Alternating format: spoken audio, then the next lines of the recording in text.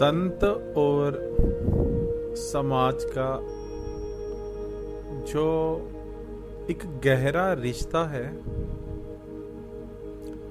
उसकी अनुभूति वह ही लोग कर सकते हैं जिन लोगों ने कभी संत के दर्शन किए हैं या संत को जाना है। देखने में हर भगवाधारी भभूत अपने शरीर पे रचकर, जटाएं रखकर, संत का चोला तो हर कोई बन सकता है, पर वास्तव में संत बनना कुछ ना होने के बराबर है। यानी यदि हमें किसी स्कूल में टीचर बनना है तो उसके लिए हमें शिक्षा लेनी होगी, फिर औरों को शिक्षा बांटनी होगी, डिग्री लेनी होगी, डिप्लोमा लेना होगा। उसी तरह से किसी को पायलट अगर बनना है फिर डिग्री लेनी होगी, उस चीज का बार बार प्रैक्टिस करनी होगी, तो जाकर वह पायलट बन सकता है। परंतु यदि हमें संत बनना है, यदि हमें एक साधु बनना है, तो हमें किसी डिग्री डिप्लोमे की कभी भी कोई आवश्यकता नहीं। केवल और केवल अपने मन में धारणा बना लेना, अपने आप को गुरु के चरणों में समर्पित कर देना, अपने आप में ये जान लेना कि गुरु कौन है और परमेश्वर कौन है और मेरा आत्मा क्या है, ये कहीं ना कहीं साधुताई के लिए, संत बनने के लिए बहुत ही आवश्यक है।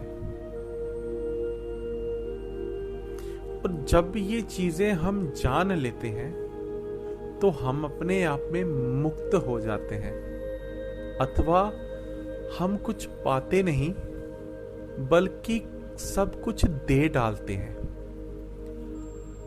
बहुत ही गहराई से यदि इसे समझेंगे तो इसे पाएंगे। संत का चोला पहन के यहां वहां चले गए और कोई हमें संत मान भी ले तो उस संत होने से केवल रुपया पैसा के अलावा और कुछ नहीं हाथ आएगा। यानी जिन चीजों को खोकर संत बना जाता है, उन्हीं चीजों को संत का भेष बनाकर पा लिया। तो हाथ में क्या आया? कुछ भी नहीं। पहले भी संसारी थे, अब भी संसारी हैं। पहले भी दगा कर रहे थे, अब भी दगा कर रहे हो। पहले भी काल चक्र में अपने कर्मों को पाप से भरपूर कर रहे थे, अब भी लोगों को मूर्ख बनाकर, लोगों की श्रद्धा के साथ खिलवाड़ कर खुद अपने कर्मों को इतना कठोर और इतना निंदनीय बना रहे हैं कि साहब पूछे ही मत।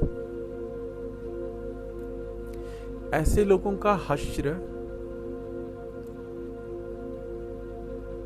तो यमराज भी स्पष्ट नहीं कर सकते। यदि आपने किसी का धन लूट लिया तो भी इतना पाप नहीं। यदि पराई स्त्री गमन कर लिया तो भी बड़ा पाप नहीं। चाहे पूरी सृष्टि तबाह कर दी तब भी इतना पाप नहीं।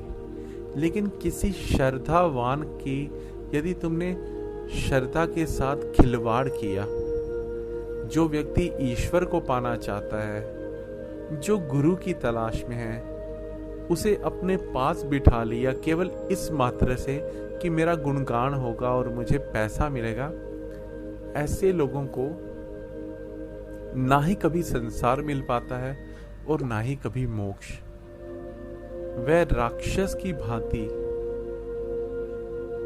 राक्षस से भी निंदनीय काम है उन लोगों का ना। तो गुरु का भेष बनाना, संत का भेष बनाना बहुत ही आसान है, परंतु संत तत्व के दर्शन करा पाना, किसी गिरे हुए को उठा पाना, किसी को मुक्त कर पाना, किसी को भक्ति का स्वाद चखा पाना, किसी श्रद्धा को अंकुरित करके फूल खिला देना बहुत ही ऊंचा काम है। और इसके लिए यदि संतों पे कष्ट भी आए तो वे कष्ट में रहते नहीं और कष्ट को समझते भी नहीं। हमारे समाज में इस समय ऐसे कई लोग हैं जो संतों के ऊपर आक्रमण कर रहे हैं और संतों के ऊपर निशाना तान रहे हैं, केवल इसलिए कि भारत की संस्कृति और भारत की पद्धति जो संतों के द्वारा अभी तक जागृत है, उसे नष्ट किया जा सके, उसे खंडित किया जाए। लेकिन वह लोग ये जानते नहीं कि भारत की संस्कृति को मिटा पाना और भारत के संतों के हृदय में जो पुण्य है, जो ज्ञान है, उसे मिटा पाना कठिन ही नहीं, असंभव है। कई संतों को अपमानित कर, कठोर दंड देकर उन्हें जेलों में बंद कर दिया गया है और इतना निंदनीय अपराध उनके ऊपर बोझा बनाकर दे दिया गया है कि समाज को भी कहीं ना कहीं ये लगने लग पड़ता है कि शायद ये संत सच में अपराधी होंगे।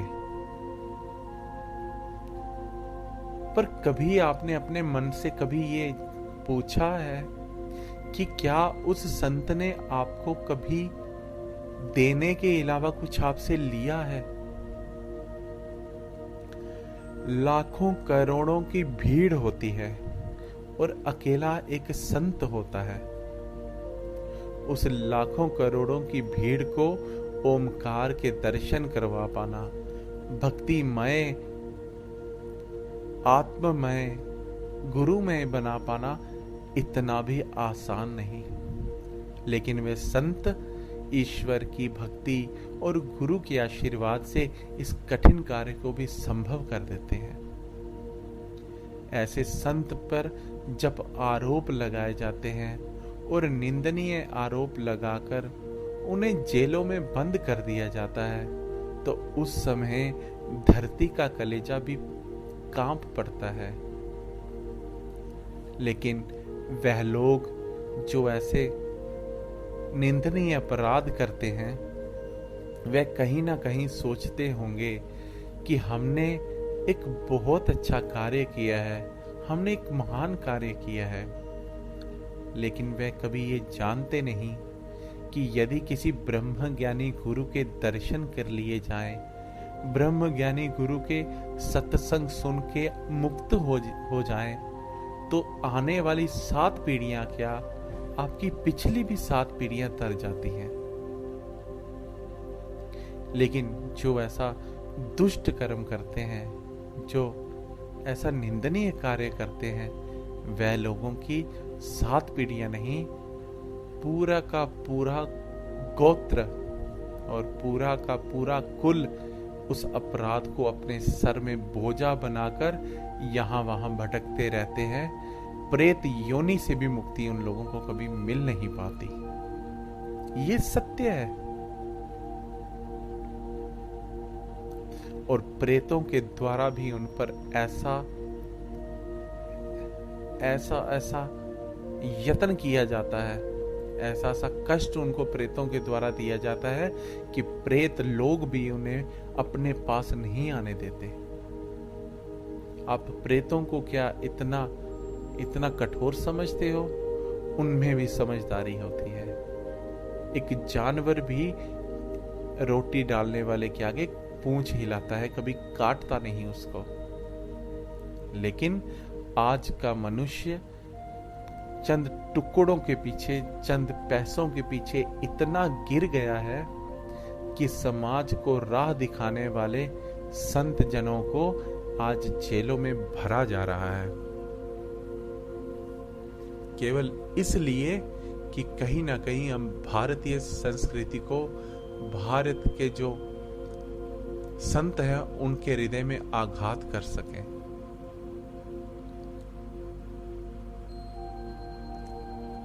कभी संत अपने ऊपर होने वाले अत्याचार से कभी दुखी नहीं होते, क्योंकि वे मुक्त हैं। वह जैसे यहां जी रहे हैं वैसे ही कहीं पे भी उन्हें हिमालय में ले जाएंगे वो वैसे ही जिएंगे।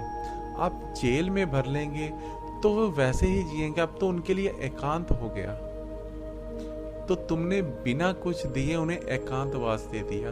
तो आप क्या समझ रहे हैं कि वो भगवान से दुखी होकर कुछ मांग रहे होंगे? नहीं, भगवान ने जब भी दिया है हृदय से दिया है। भगवान ने जब भी दिया है अपने बालक समझकर,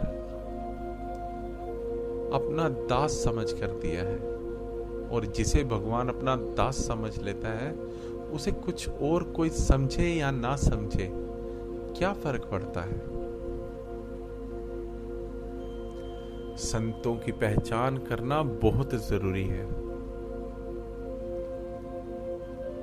क्यों रावण को भी संत का चोला पहन के सीता को हरण करना पड़ा?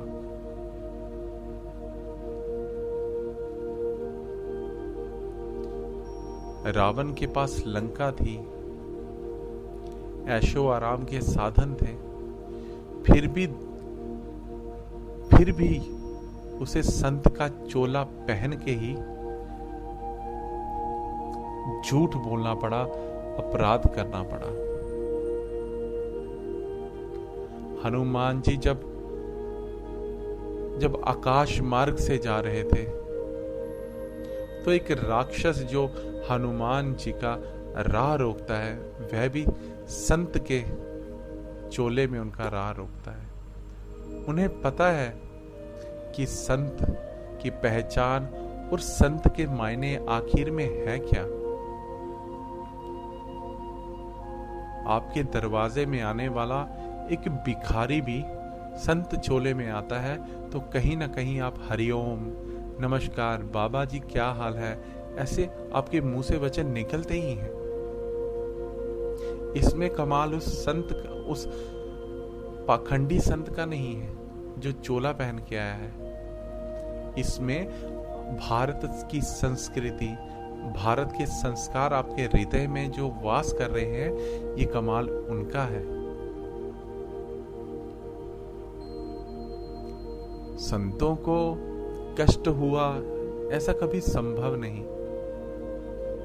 हाँ, समाज को कष्ट हुआ, समाज अनाथ की तरह हो गया है। कई महान संत जो हैं अभी, जिन पर लांछन लगाकर उन्हें जेलों में भर दिया गया है, उनके शिष्य,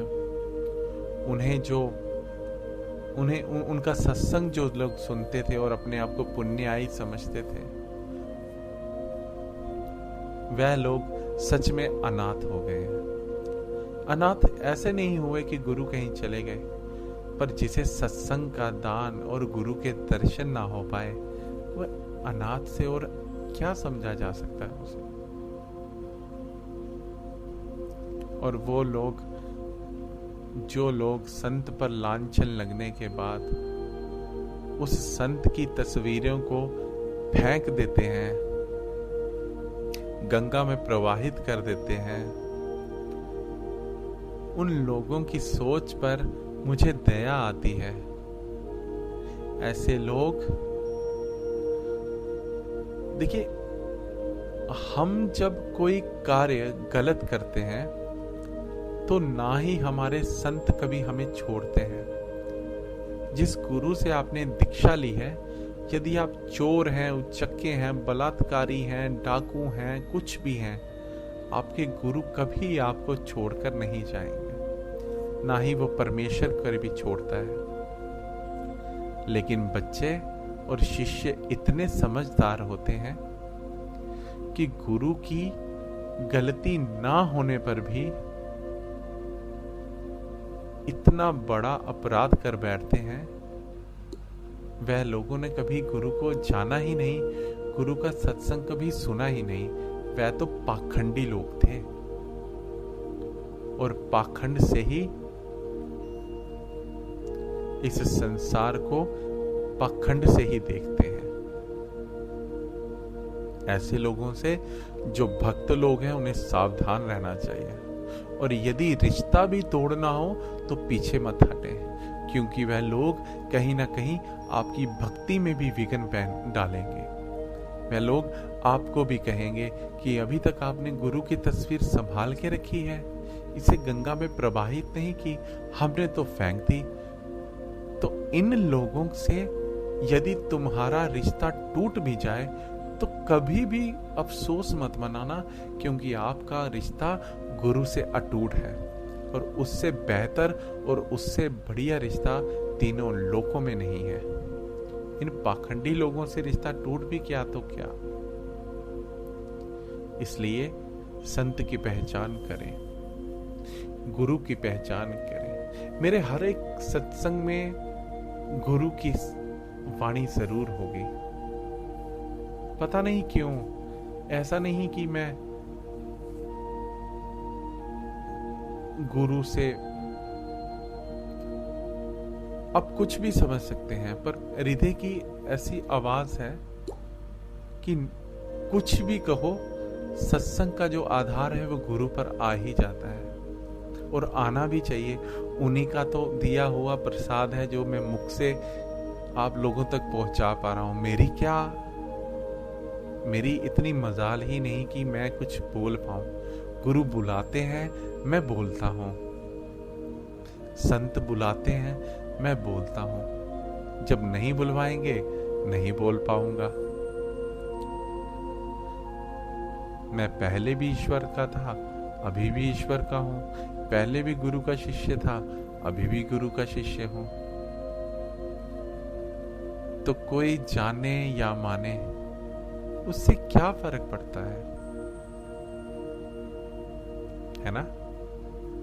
राम राम।